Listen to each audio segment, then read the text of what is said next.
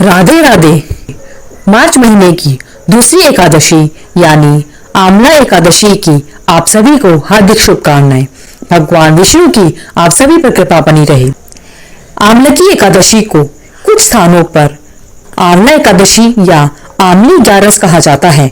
इसे रंग भर एकादशी के नाम से भी जाना जाता है। सभी एकादशियों में आमलकी एकादशी सर्वोत्तम स्थान रखती है।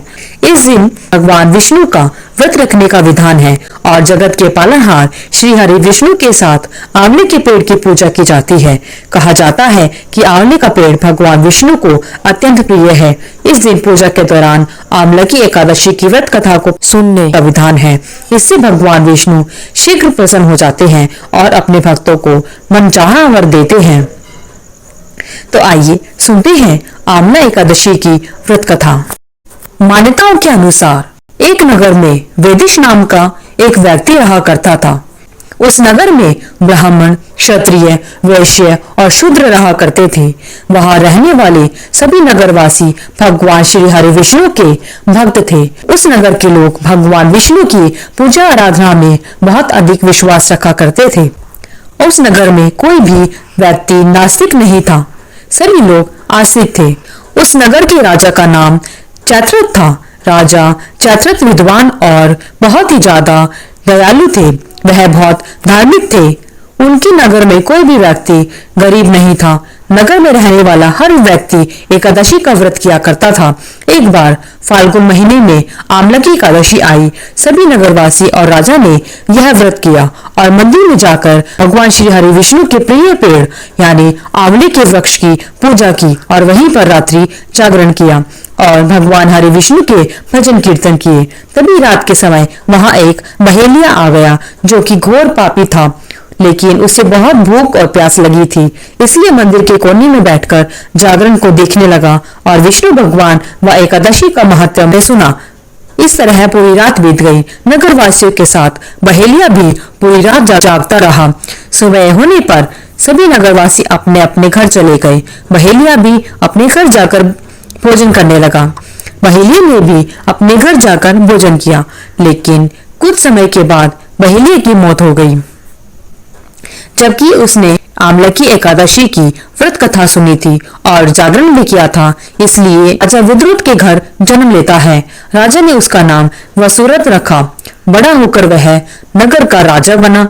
एक दिन वह शिकार पर निकला, लेकिन बीच में वह अपना रास्ता भूल गया। रास्ता भूल जाने के कारण वह एक पेड़ के नीचे बैठा और बैठा बैठा ही सो गया।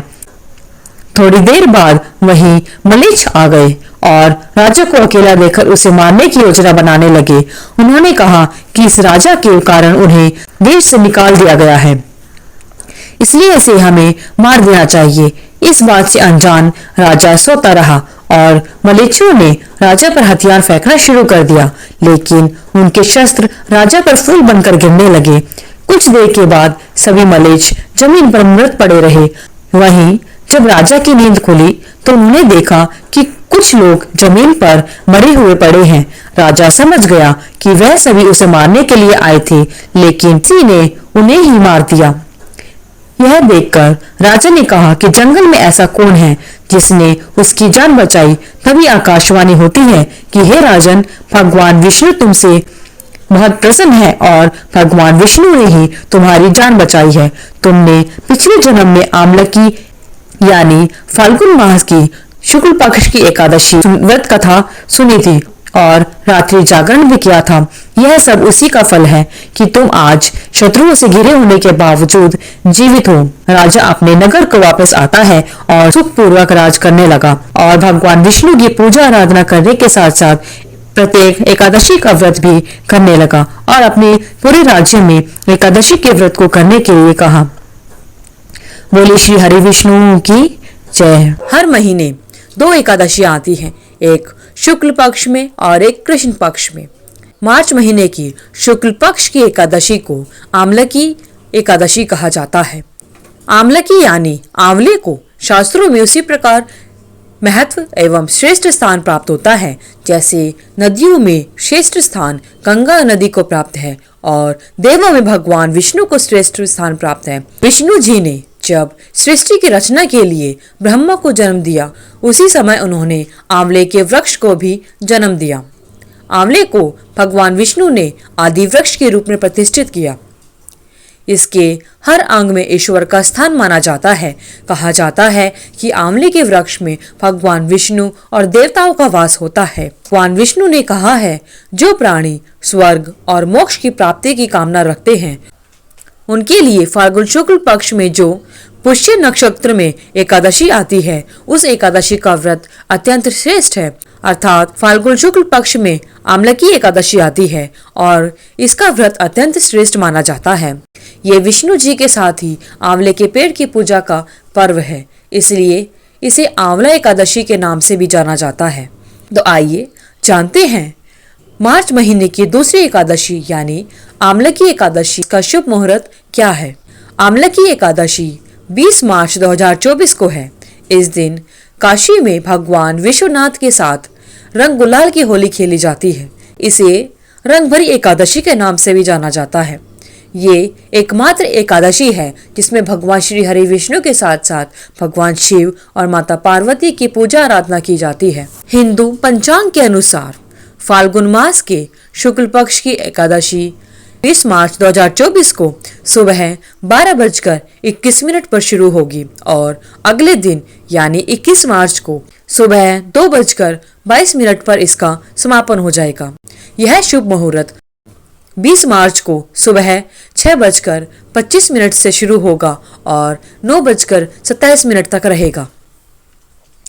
आमलकी एकादशी का व्रत का पारण किस समय करना है? एकादशी का पारण शुभ समय पर करना महत्वपूर्ण होता है।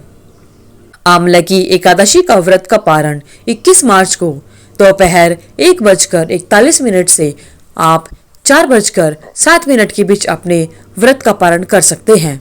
एकादशी के व्रत का पारण के दिन अर्थात द्वादशी के दिन हरिवासर में नहीं करना चाहिए। एकादशी के पूजन से परिवार में सुख और प्रेम का वातावरण बना रहता है।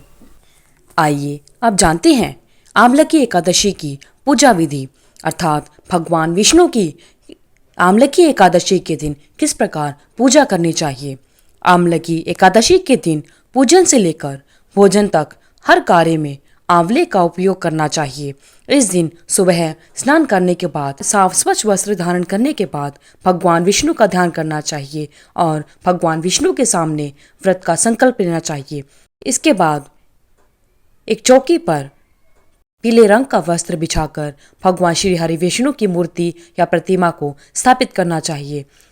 आमलकी एकादशी के दिन भगवान विष्णु के साथ साथ भगवान शिव और माता पार्वती की पूजा भी की जाती है।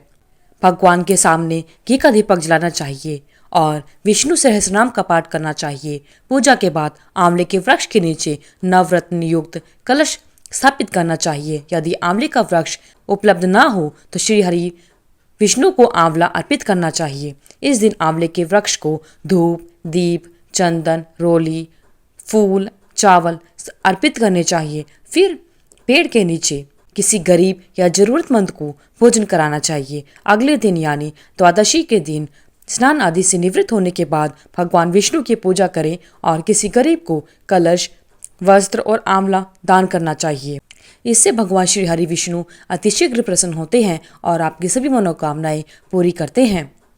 भगवान श्री हरि विष्णु की आप सभी पर कृपा बनी रहे। धन्यवाद। अगर आपको वीडियो अच्छी लगी तो वीडियो को लाइक करें, शेयर करें, चैनल को सब्सक्राइब करके बेल आइकन को जरूर प्रेस करें ताकि आगे आने वाले सभी वीडियोस की नोटिफिकेशन आप तक समय से पहुंचती रहे। आपका दिन मंगलमय हो। कमेंट बॉक्स में जय श्री कृष्ण लिखना ना भूलें।